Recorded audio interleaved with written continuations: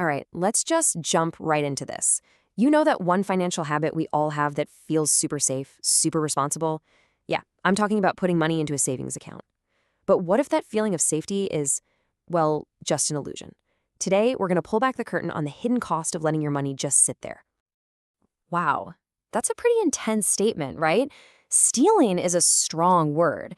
I mean, your bank balance doesn't go down. In fact, you see it tick up a tiny bit with interest. So, how in the world is that possible?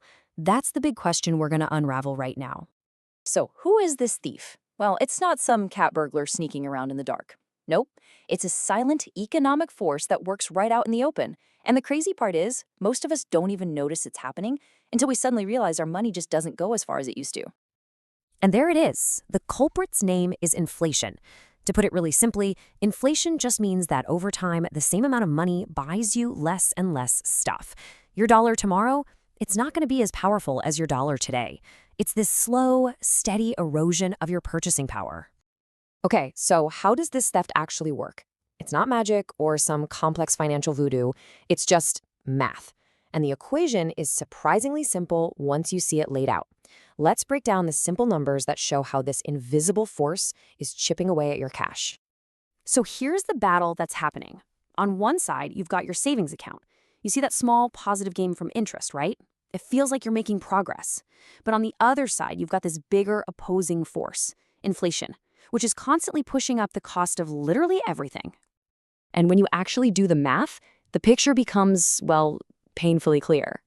Let's say your savings grew by 2%, but the cost of living went up by 4%. The end result is a net loss. Your money's real value, its actual purchasing power, went down by 2% that year. So yeah, the number in your account went up, but what that money can buy went down. This chart really just lays it all out, doesn't it? It puts the battle your money is fighting into perfect perspective.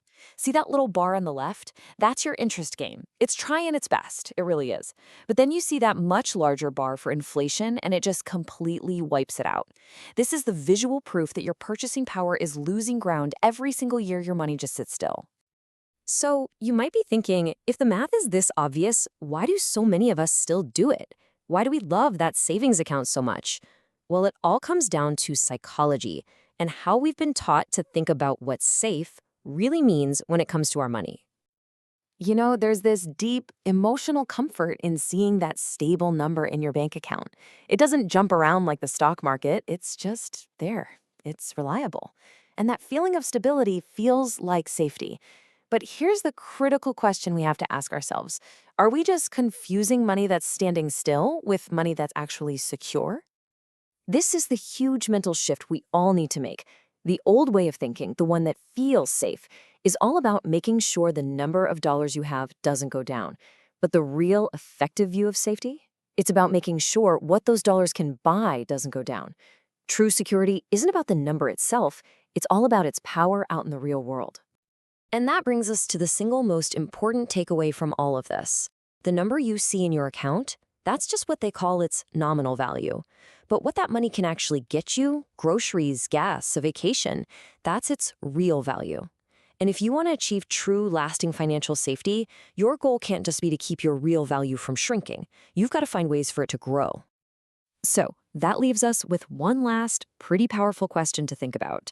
Looking at your own finances through this new lens, you really have to ask yourself, is your strategy actually keeping your money safe? Or is it just letting it stand perfectly still while the world gets more and more expensive all around it?